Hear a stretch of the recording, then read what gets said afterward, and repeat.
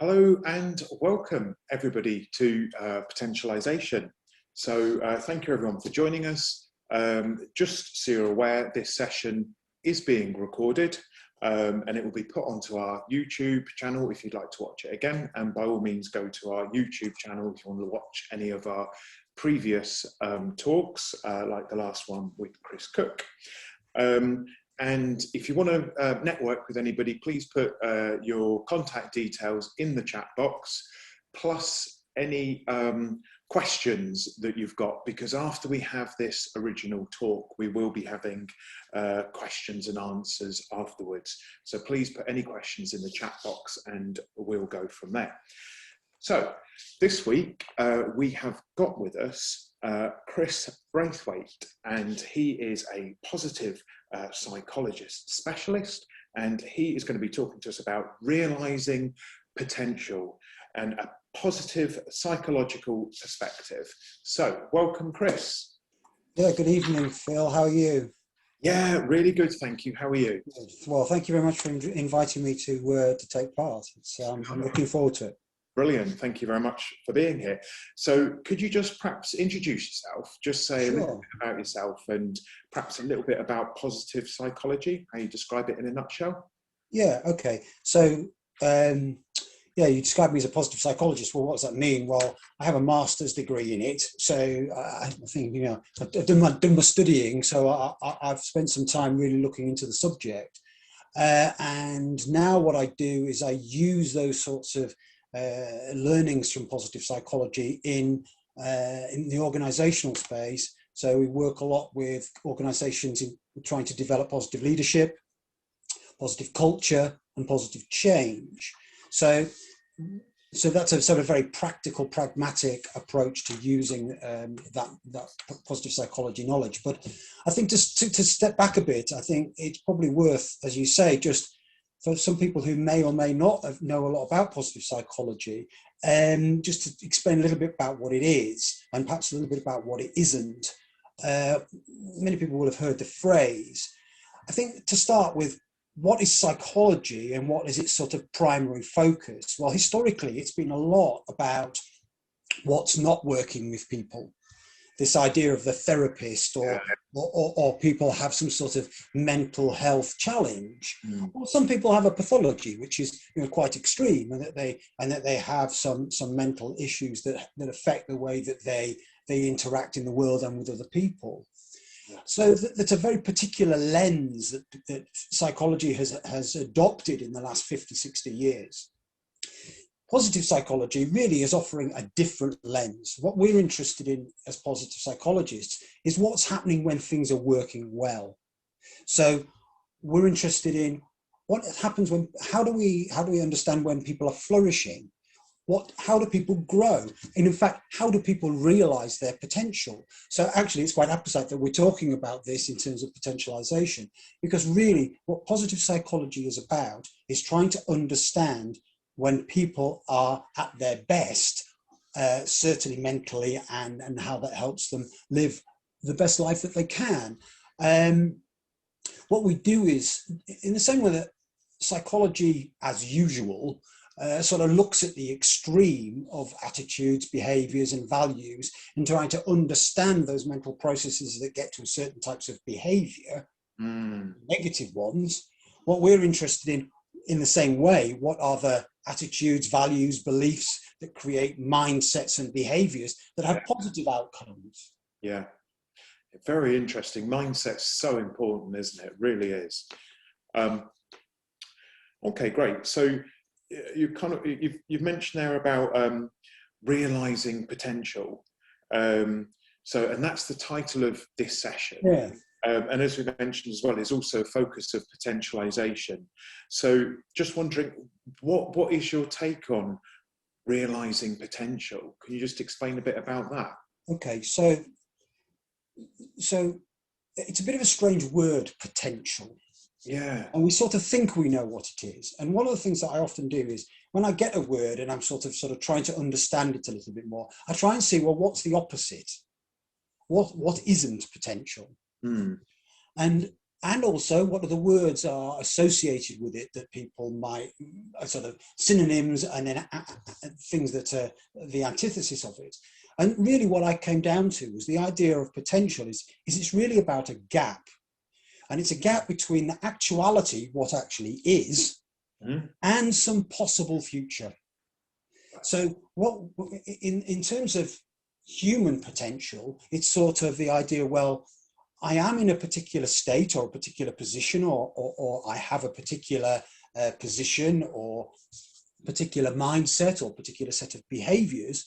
That's what is. My potential is what could be.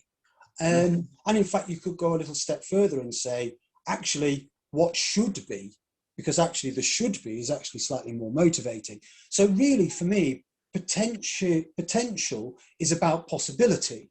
So it's about what could be and what can be drawn out of people to some other state. So where we are to where we could be or we would like to be. So from that perspective, that's a sort of an idea of how I see potential.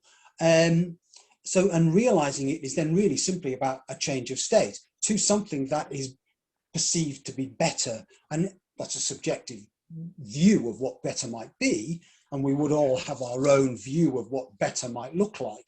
But that is the idea of, well, potential is the release of something from moving from one place to another. And the idea being that that's a better state than it is at the moment.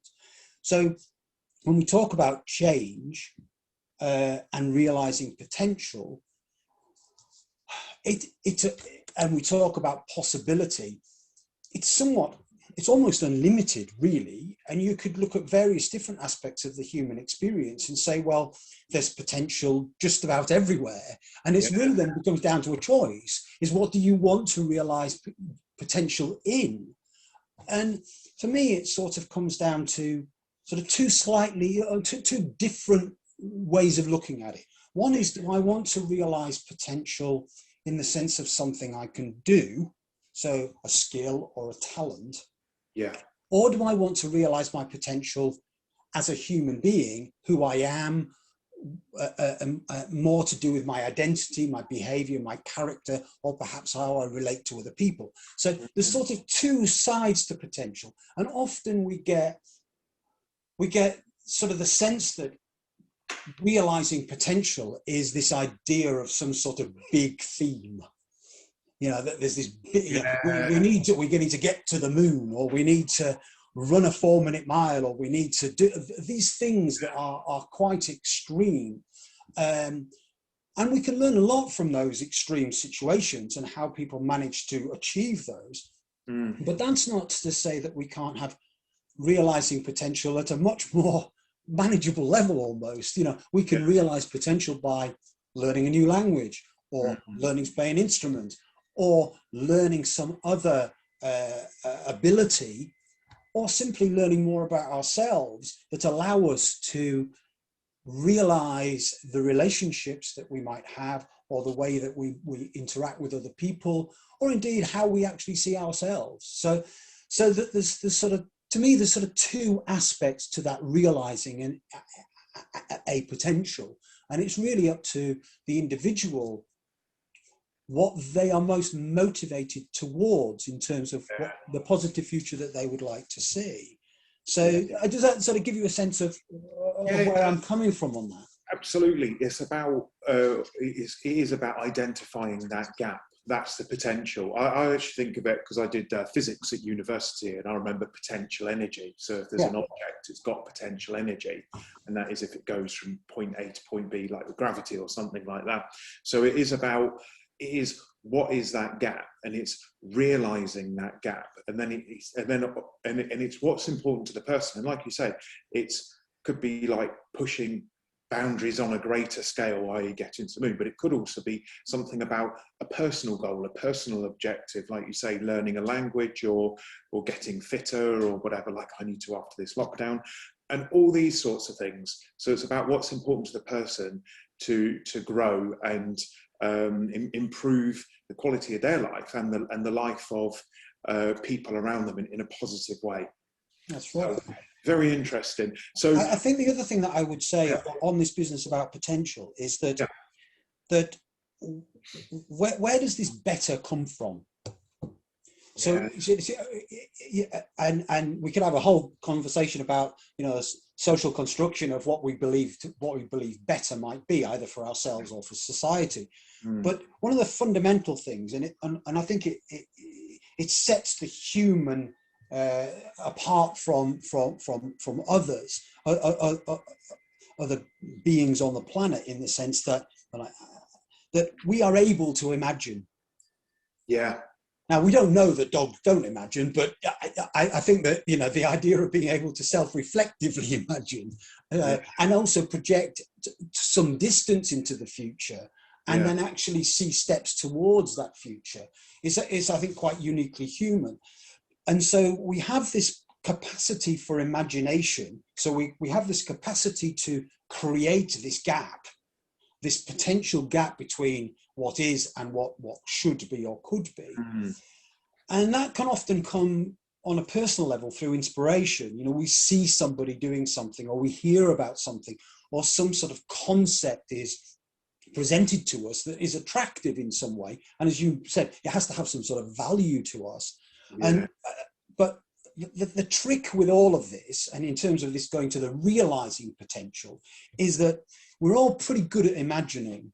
You know, we're pretty good at imagining our potential to be a footballer, or to be well, not me particularly, but a ballet dancer, or to play a piano, or to be a great thinker, or to write a book, or all these things. It's quite easy to imagine and even be inspired by the idea of doing those things. Yeah. But what we're actually pretty poor at is actually then doing the realizing bit and converting that imagined dream into some sort of reality. And I think one of the things that, there's two things that come out of this, the sort of the positive psychological sphere on this is one is being able to understand the resources that you can bring to bear, and factors that are going to help you to be more likely to realize that potential. So there's an element of, well, what have I got in my kit bag to do it? Yeah. Or is it really just a pipe dream? And, you know, I'm never going to be a great footballer. I'm never going to be a great guitar player.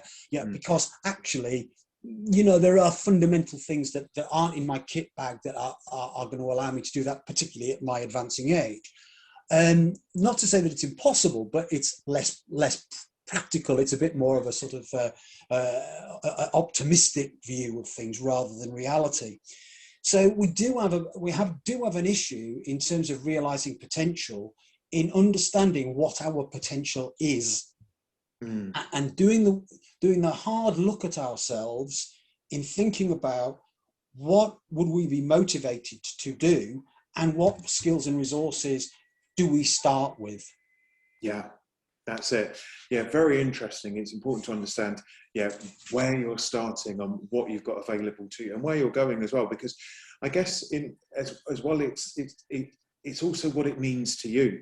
Because one of the things is, I love playing badminton, and I do it because when I'm doing it, I'm in my element, and I play all out, and I thoroughly enjoy it. I know I'm never I do aspire to like professional players and all of this, but equally, I'm not as young and fit as I used to be. But still, I get in some kind of zone when I'm doing it, and it releases a lot of positive energy. So it's really good, and it's great. It's great to do that kind of thing. So when you're realizing your potential, and let's say you've got this vision, if you like, this imagination, you've got this vision of where you'd like to go, and have you got any guidance on, perhaps from a positive psychological perspective? I think perhaps we've touched on a few, but perhaps some key factors for people to consider to make that positive difference when it comes to realizing this potential. Okay, I think there's 5 things that I would want to talk to you about, because I knew you were going to ask me this. I knew you were going to ask me about how do we make it happen. So I thought, well, I better come up with the top 5. Sure. This is not an exhaustive list, but but through the researches that have been done in terms of achieving excellence in something, there are some consistent factors that come up that if you get these right, that you stand a better chance of making good progress than if you don't have these.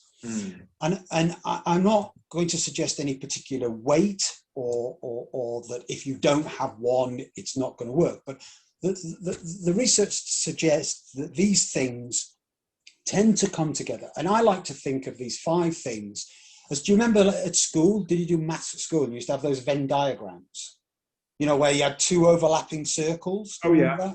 Yeah. Well, I'm going to blow your mind now, Phil, because what I want you to think of is 5 overlapping circles. Got it. Yeah.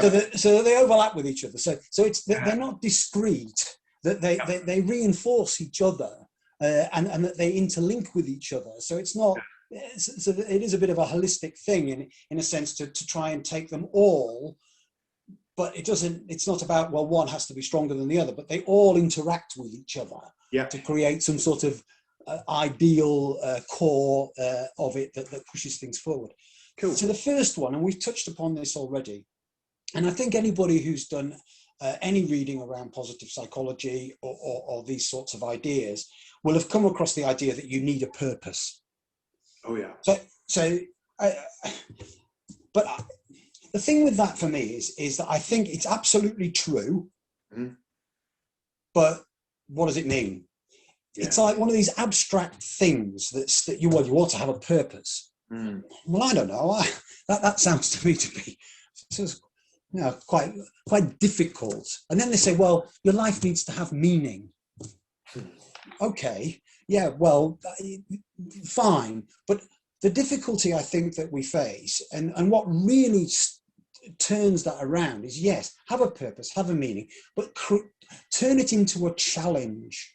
Yeah. Turn it into something that's concrete. Otherwise, what happens is it tends to sit in this imagined space. Yeah. It is very abstract. You know, this idea, well, I think my purpose in life is to be a writer. Well, what does that mean? Yeah. You know, I mean, how is that going to move you forward and create progress? It's too vague. So I think the thing to do is to try and think about things that inspire you. And often it comes from a spark, something, you see something, you read something, you hear something, you talk to somebody, or oftentimes you see something that isn't working how you would like it to. So the better could be a better society in some way, however that might be. Let's take climate change. Climate change, my purpose is to forward the idea of climate change. Well, yes, but how? Yeah. You know, and I think the trick in terms of realizing your potential in terms of any particular purpose is to start to make it concrete. Start to create a challenge about it that is specific. Otherwise, you get stuck into this into vagueness that doesn't mean that you move forward. So this idea of purpose, but one of the critically important things is that you then internalize that you're motivated enough by that thing, that challenge, that you then want to be it. It's I think you and I've had a previous conversation about the difference between wanting to do something and needing to do something. Yeah. And I think it's quite an important difference. So I think that this idea is that your purpose needs to be grounded. You need a spark, you need some inspiration, but you then need to convert that into something that it can actually be measured in a way. You know, I want to see this. I want to see myself better like this. Well, okay, right. Describe for me exactly what that would look like. Yeah. Let's get real. So you have a very, very clear description of what that future looks like, and therefore the purpose comes with that. So that's the first thing. The second thing that really you've got to get a handle on is something again that I've just alluded to, is you've got to sort out what your strengths are.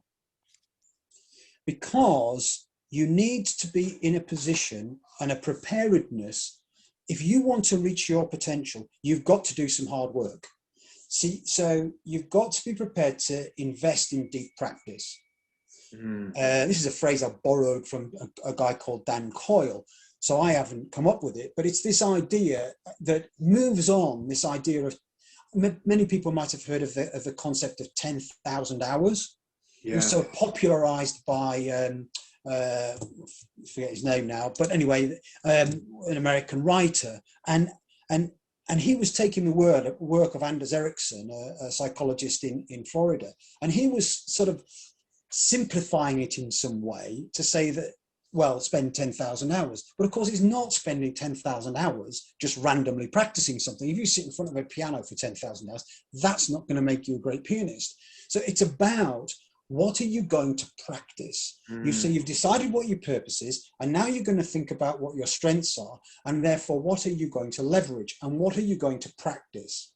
Now, one of the things that we get a bit muddled with is that we mistake things that are our strengths for things that are learned behaviors.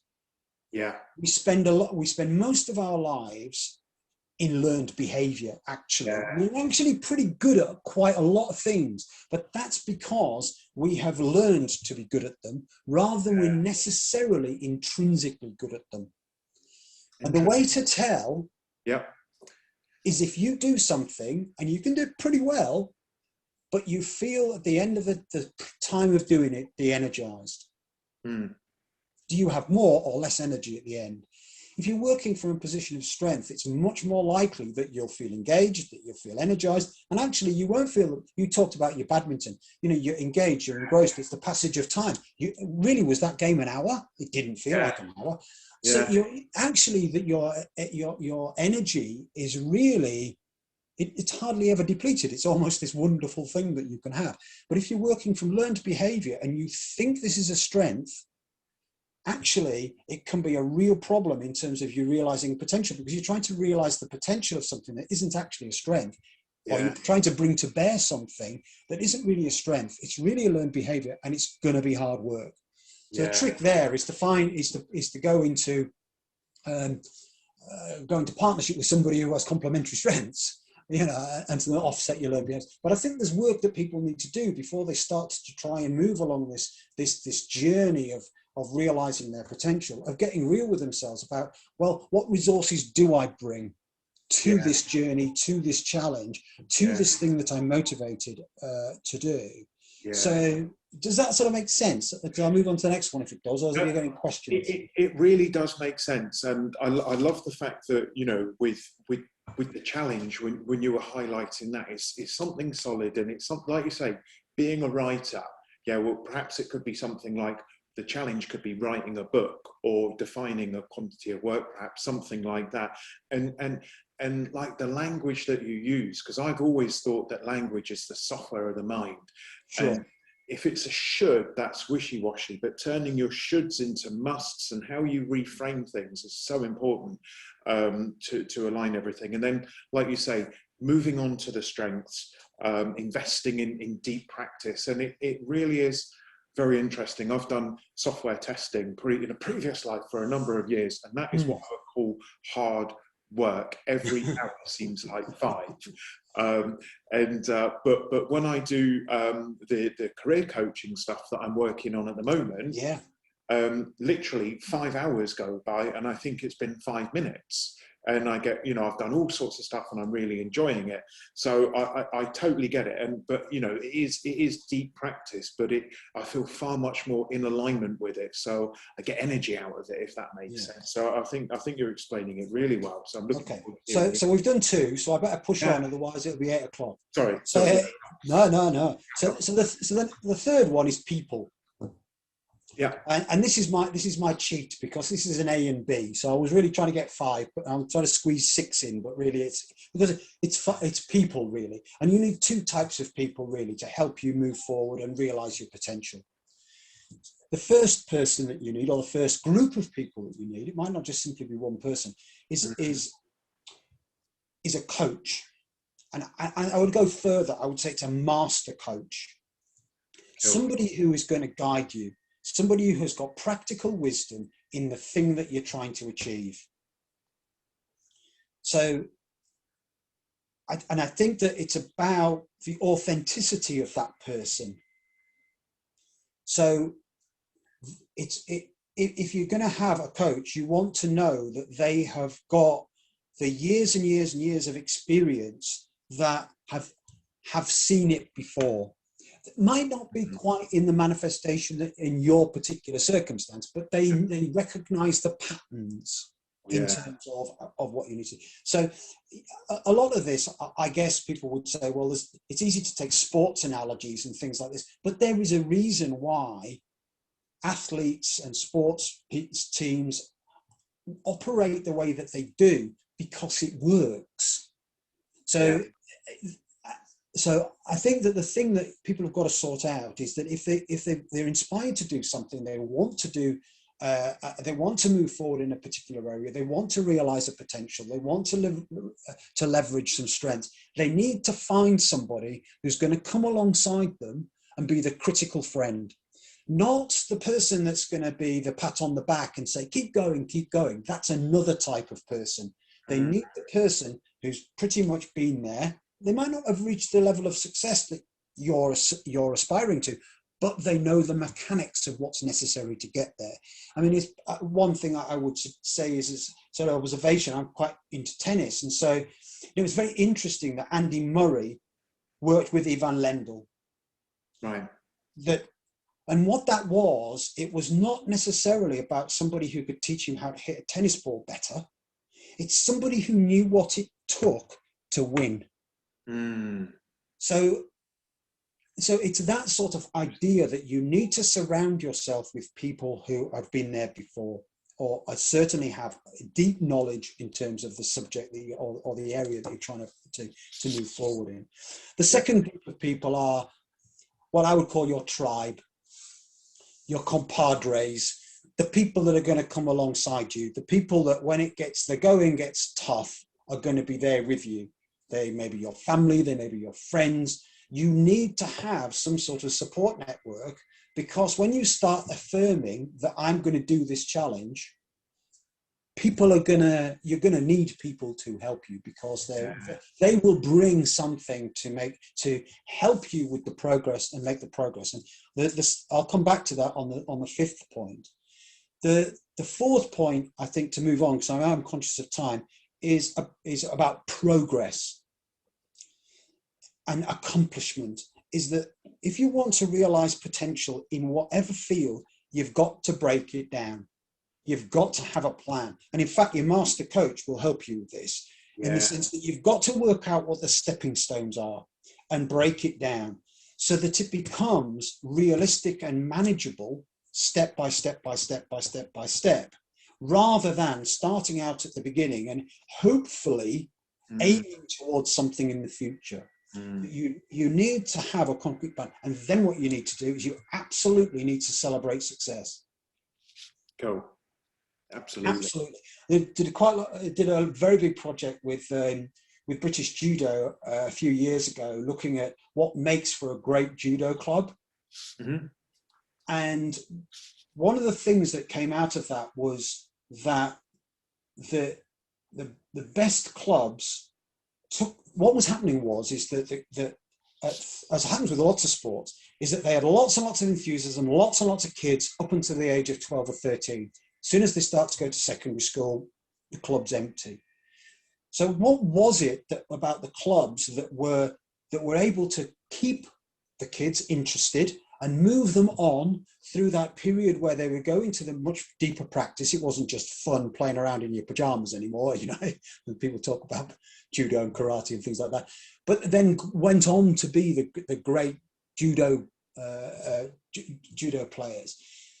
And one of the things that it was having these master coaches, but having a personalized development plan. At 10 years old, 11 years old, the coaches sat down and they sat with the kids and they worked through, at 11, right, okay, this is what we're going to try and achieve, and this is what it's going to look like. And the kids absolutely knew what they were going to be doing. And of course, we know the idea of achievement, this, you know, the belts that they get is very deliberate because it marks each step of the way. And what they were finding in the clubs that weren't doing so well is that this reward system had broken down. And that they weren't, that somebody who was not necessarily going to ever be a great judo player had plateaued, no longer had any more rewards. They'd got to the red belt and they left because there was nothing else for them to achieve. But the great clubs found ways of finding ways to celebrate the success, even if it wasn't necessarily the straightforward gaining of a belt. They had lots and lots of awards for people for all sorts of things. Wonderful. And they constantly give rewards. And I think it's this idea of the sense that I'm making progress. Yeah. Otherwise, it becomes, because it's always, to do anything that's difficult, it's going to be a struggle. So you need to be seeing you making progress. And then the final one is about emotional energy. I mean, you touched upon it in your comment about playing badminton, but in a much more broader sense, that you've got to get the emotional energy balance right. That if it's all criticism, it's all anxiety and fear and disappointment, then that really does you in. You know, it takes a really resilient person to be able to cope with that. You need to be having a balance of praise, appreciation. You need to be feeling pride, satisfaction, happiness, whatever. And it needs to be an overbalance towards the positive. Yeah. So you need to be topping up your positive emotional energy. And those 5 things in combination, and I'm not saying that all of them are needed in equal amount, or that different people can't work with different aspects of it, but those are the things that the key factors that seem to recur, that if you can get those things right, that you stand a better chance of making some sort of progress and realizing the potential and the dream that you've set out for yourself, or the challenge that you've set for yourself in moving yourself forward. Having those things in place are going to make it more likely than less. Yeah, brilliant. I love the thing about having the coach, the master guide, as the accountability partner as well. Yeah. People. And sometimes, like you say, your tribe, you know, it could be like a group, and different people have different strengths within that tribe as well. Yeah. So very, very interesting. Different people bring different emotional energies. They're able to bring that. I mean, and I know it's sort of we're looking at it, and I'm mentioning quite a lot in the context of sports teams, but they do manage to create this idea of camaraderie that can lift people, that can reframe a failure, a loss, or in a game. And the best teams can rapidly, the coaches can and the team can reframe that into a learning experience. Yeah. We didn't lose. We learned more about how we didn't win. Yeah. And I think that sort of mindset about reframing failure and seeing your progress as more of an experiment than an all or nothing, that, you know, lots of little steps that so there'll be some failures, but, you know, okay, what did I learn from that? You know, okay, pick myself up and move on. So yeah. Really interesting. Cool. Great. So that's absolutely brilliant.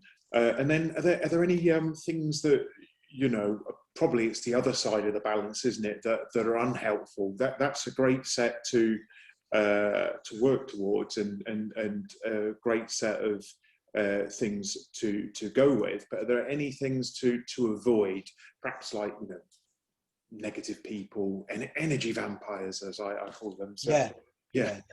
I think you've got to be on the lookout for lack of clarity, right? People that are not helping you make progress. There's a great book by a lady called Teresa Amabile, a professor in Canada somewhere, I think. I'm not quite sure which university. and she talks about her book's called The Progress Principle, and it's an interesting read. And she talks about this idea of toxic relationships that really undermine our chances of realizing our potential, and that surrounding yourself with your tribe, the right people that have the same desires, the same motivations, the same interests, the same drive that you have, the same nerdiness almost. You hear the stories about the early days of Microsoft, and what was it about that little tribe that got them going in the first instance, that overcame? Well, actually, they didn't care, because they were all being nerds together trying to solve this problem and have this and deal with this challenge. And we can see the realizing of potential but if they'd have worked in an organization, the big organization that was really just interested in, how are we getting along? Are we going to be able to hit the next quarter? When's it? More bothered about getting it done than getting it right. And there's lots of stories about people who come together and have the right people around them who are all motivated towards the same challenge and purpose, can actually beat out the companies that have, or organizations that theoretically should have more resources. A good example is, nobody thought that, if you'd have put money on Microsoft Encarta as the world's encyclopedia, or this thing called Wikipedia, which had no resources, had no organization, had no money, you would have never have thought that Wikipedia would become the de facto source. But because of the motivation of the people and the tribe of people that came together around that challenge, created something quite amazing. So to go to your point about things that trip us up, I think one of the things that I think is quite interesting is that people say, well, there's this thing about feel the fear and do it anyway. Yeah. And yes, I accept that being uncomfortable can be a great motivator. But actually, I think one of the things that trips us up a lot is comfort. Yeah. Is that the idea that we get to a position and we reflect back and think, what if maybe? And that one of the reasons is that the reason that we don't realize our potential is actually we've become too comfortable with where we are, that we're not unhappy enough, or we're not inspired enough, we're not to want to put in the work, to want to go through the struggle, and that our lifestyle is such that we find too many reasons not to, and that's not a criticism, it's just an observation. And that actually what happens and what we find is that it's often a jolt that pushes people, that they then need to do something rather than just want to do something, and we're going through a period at the moment, and I know I've been talking to you about some of the stuff that you've been doing, and the pandemic throwing many people into a phase of transition, that they've been jolted into something that they hadn't expected, and now are starting to look for, well, what should I be doing, or what could I be doing, rather than if that had never happened. And that one of the interesting concepts in positive psychology is a concept called positive traumatic growth, which is the idea, and it comes from people who have had physical disability or some other major trauma, and that they're able to, after that, what most people would consider to be a life-changing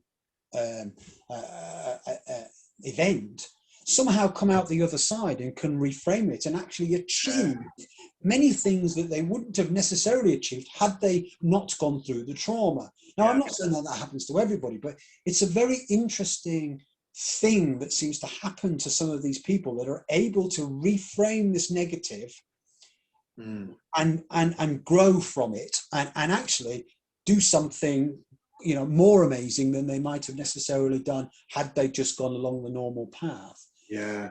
So there's an issue around motivation that I think sort of trips us up a little bit in terms of potential. That it's the dream. It's again about how it's framed, and it really needs to be either the negative needs to be framed as a positive. So there's the classic, I have a dream speech, which is really framing an incredibly negative civil rights problem, but trying to frame it in such a way that it makes it attractive and that makes it inclusive to everybody, not just simply people who are negatively affected by civil rights abuses. So the genius of his speech is to say everybody's part of the future. Little white girls and little black boys sitting together, holding hands in the classroom or doing whatever. That idea that, well, everybody's part of this future. The future is about inclusion rather than necessarily, but that is still part of a very negative societal issue that needs and challenge that needs to be overcome. So, but it is interesting how you do need to have a bit of both. I think the other thing that I would think really trips us up is misunderstanding learned behaviors and strengths, and people don't do enough work to work out what is actually my strength. And that again can trip people up in trying to do things and trying to take on challenges or trying to take a position within something that attacking something in a way that isn't working from a position of strength. It's working from some learned behavior and they wonder why it's not being successful. And I think that the appraisal of a hard look at oneself about what are your strengths of character and strengths of performance can massively help in how you go about meeting the challenge. It's about how you do it, not about what you do. And I think that, and as you alluded to there, who do you bring alongside you? Absolutely. Fascinating, really, really fascinating. Especially love that kind of the reframing piece that you were mentioning there as well, with the kind of almost instead of fighting against what you don't want, being pro what you do want and bringing people along with you. Really interesting, really interesting. So just to kind of wrap up, because I'm aware that, time's getting on and there might be some questions and things, is what would you say, one or two things you could suggest for people to try or to think about, something like that, if they want to make positive moves towards realizing their own potential? What things could they do? Okay, so I think what I'll do is I'll pick on one aspect and give you a couple of things to think about on that rather than do too many. And if people are interested, I can provide more. We can do that through the potentialization messaging thing or whatever. So let's focus on strengths, because it's sort of the thing I think is crucial. That's where the potential sits. That's where the latency sits. That's the how we're going to get to where we're going to want to get to. How we're going to leverage something in pursuit of this challenge. So one of the simple things you could do. Really simple, keep a diary. Brilliant. So for 2 weeks, commit to every day writing down in your diary 3 or 4 things that have happened that day that you feel, I felt really energized. I felt really engaged. And then qualify that with what was I doing? Who was I with? What was that about? What was going on?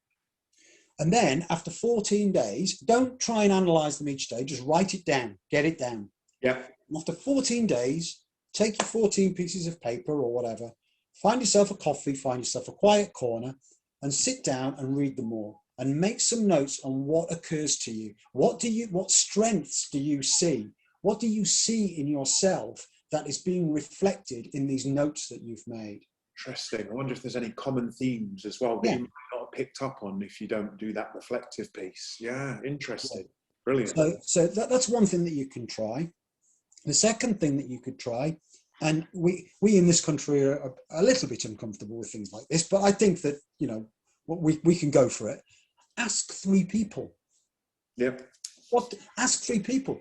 Ask them, people you trust and people's opinion that you value and people you know you reasonably well, and say, well, what do you think I do well? Because what can actually happen sometimes is that we don't notice our strengths because we find them easy. So we don't see them as strengths. We sort of become, we have the things that are true strengths, we sort of become habitualized things. We think everybody's good at them. And this is why we have this problem, you know, think, well, why can't Bill use that Excel? You know, why can't Jenny do such and such? Well, because we think it's easy, but actually it's not. It's just we happen to find that particular thing is a strength. You know, why is such and such a person, they seem so compassionate. You know, how do they manage to be so compassionate? And that because it's just who they are. And I think and I think that it's a good question. What do you see that I do well? And one way of framing that is also, what do they see in you that they wish that they could do? That's a great question. So it's a bit of a convoluted question, but actually it's less direct. Yeah.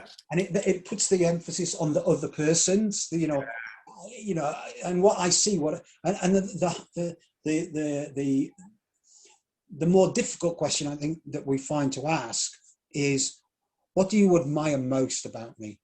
Yeah. So things like that. Also, another question, and maybe a reflective question, if you don't want to ask somebody else, is, you know, what am I most proud of? Yeah. In my life, what am I most proud of?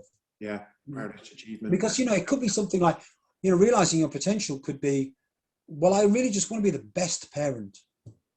Yeah. That's it, isn't it? You know, my desire is my need is to be a great mother, or to be a great father, or to be a great teacher. Or so. It doesn't have to be going to the moon. It can be much more straightforward than that. Then the final thing, again on strengths, is that if you want to get a little bit more analytical and to get some feedback, we'll put a couple of links in the chat for assessments that you can take that will give you some feedback on your strengths. One of them is called VIA, which is Values in Action, which is from the VIA Institute, and that is free, so you can take that. That's no problem. If you want to look a bit more at your performance strengths, you could do something like Strengths Profile. That is paid for, so you know that's an option. You might or might not want to do that, and there are a number of others that if people are interested, I'm quite happy to recommend some others, but those two sort of came to the top of my mind in terms of what people could do that are reasonably not either free or not too expensive to do. But then the most important thing is, once you've had that assessment, is chat to somebody about it. And then have a conversation about what surprised you, what disappointed you, what of these strengths would I really like to develop? Yeah. So it simply becomes a springboard for your thinking, rather than it becoming a description of who you are. It's not really about that. It should really be about moving your interest forward and thinking about where you might go, and some sort of inquiry or reflection on yourself, in terms of the resources that you might then bring to bear on some of these challenges that you might decide that you want to take on, that would fulfill your own definition of realizing your potential. Yeah. And that has to be your definition. Yeah, that's it. It's got to be unique. It's whatever works for you, isn't it? You can't live somebody else's dream, or you don't want to be an extra in your own movie, as you say, basically. Yeah, no, that's absolutely wonderful. I've made a note there. I'm going to keep my diary. I think for me that's the most powerful one, and I just love that reflective piece, if you like, because I do keep kind of a diary, but I've never really gone back through it as like a defined piece and say, you know, right, what patterns can I spot here? What's coming through, if that makes sense? Sure. Wonderful. Brilliant. That was absolutely brilliant. I especially love those key factors, because that's it. It's one thing to realize what a dream is, but then it's also great to have some key factors to help bring it into reality. So thank you very much, Chris. Really appreciate it. Cool. Okay, so aware of time, so I think I'll hand over to John. Have we got some questions coming in, please? We haven't yet, because we haven't really asked, and we're actually going to run out of time. I wonder if we're actually going to be better, because I've got a question I would like to ask Chris, and I think that will probably take us to the end. What we could do is, if people do drop questions in to the chat, what I can do is I could actually pass them to Chris. That might be interesting. Sure, absolutely. Because he's had so much to say and it's been so interesting, we've used most of the time up. Oh, sorry about that. No, it's really, really good. I think what it means is we need another one. When we've got another hour for the questions. Yes. So, but one of the things, I listened to a talk just a few days ago, and I was quite surprised. This guy talked about elite sports teams. Yeah. And they looked at their birthdays. Oh, yeah. And that you know this, obviously, by your reaction, that they were all, or mostly, there was a very strong bias to the beginning of the year. Yeah. And it turned out that it was because they were selecting from young children at 10 or 11, that kind of age, where physical difference of just being purely stronger, they were selecting on that rather than innate skill. What do we need to do in society to try and move away from some of these biases where we're completely missing on potential of many people? Well, I think the first thing is actually what the research was doing. I think it was something, was it something to do with Canadian hockey players or something? It was something like that. And exactly what you were saying is that they wanted the strongest, biggest players. And if you picked them for kids that were at the beginning of the school year instead of at the end of the school year, they had almost 9 months growth advantage on the other people. So, I mean, I can understand where they came from, but you know what you'll end up finding is that what are you missing? Who is the player that didn't go through that process? I think using categorizations to try and decide whether people are going to be good, bad, or indifferent is fundamentally flawed because it can miss out on people. But having said that, I can understand why they were doing it, because their argument was that if you look at the abilities and that are needed in that particular sport, those things were a big performance advantage because it's a physical sport, and therefore that they're going to physical attribute as a mechanism as a proxy for trying to get ahead. But so I can understand why they did it, but I think the most important thing is that we look at that and we start to question what is the downside of taking that approach. And that's what we don't know, because we don't know about the players that we didn't choose. And so I think it's simply shining a light on it and saying we probably need to think a little bit more about the whole person, because you might find that people are chosen simply on age, and there may be some other characteristics that are not helpful to them in that chosen field. Yes, I think for me what we're looking at is that there's unintended consequences. We've designed various systems, and these things then become so ingrained that we don't even think about the unintended consequences and what might be happening under the surface.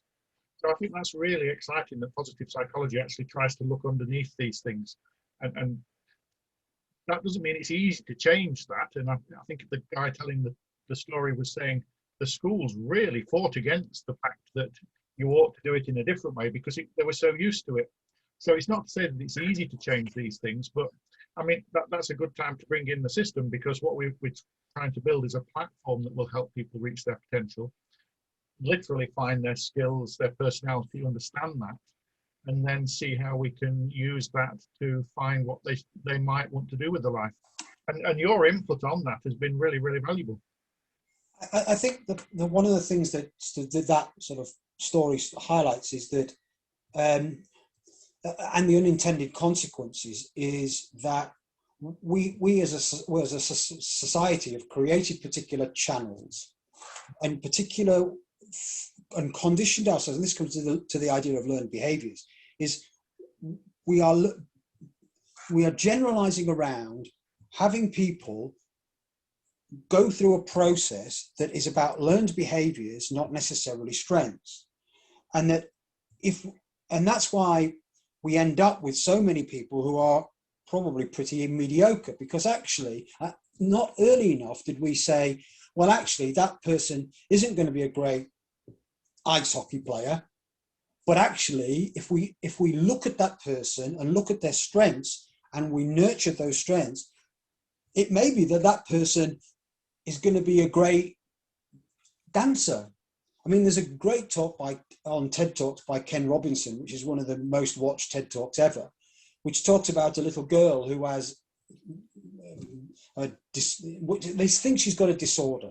They say, well, you know, she won't sit still, and she's attention deficit syndrome, and all of this business, and all of this, you know, and they take her to see this specialist, this consultant, and the consultant talks to the family and then asks the mother to go out of the room. But as he goes out of the room, he puts the radio on, and the radio starts playing.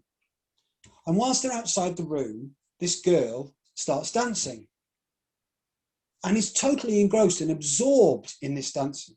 And this consultant says to the mother, she's not got a problem. She's a dancer. You know, her talent is that. And therefore, that person recognized that. They then channeled it. And then she became a premier ballerina. But it's because somebody said, no, they didn't have ADHD. Their skills and their strengths were in a different direction. And I think our challenge is to take a much more diverse view of what talent is, rather than the simply more straightforward view that I think some of our educational systems have conditioned us into thinking. Anyway, that's sort of a bit off of a tangent there, John, but it was sort of this idea, I think, which we were getting at, which about this idea of diversity, really, and in people's potential. And I think the fact that we're running out of time actually gives me an opportunity to paste into the chat a connection to it's a link tree. It's actually got all of our connections, so our YouTube channel, all those kind of things. And we'll put your details on there as well if anybody wants to do through LinkedIn or whatever. But what I would say is please subscribe to our YouTube, because we'll have much more information on positive psychology and all the related areas over the next few weeks and months. And we'll also, if you sign up to our email list, again, through that same link, you can follow up to the email list so that we can keep you up to date with what's happening next and all those kind of things. So it is an hour, so I'm going to pass back to Phil. And great. Yeah, no, thank you. So, just left to say thank you very much, Chris, you know, for joining us. That was absolutely fascinating. Really enjoyed it. Thank you very much to the audience, and thank you very much, John, as well, for doing everything in the background and the questions and everything. Yeah, really enjoyed it. And the talk will be put up to the YouTube channel. Please connect with us via Linktree that John has shared. And we look forward to seeing you at the next talk.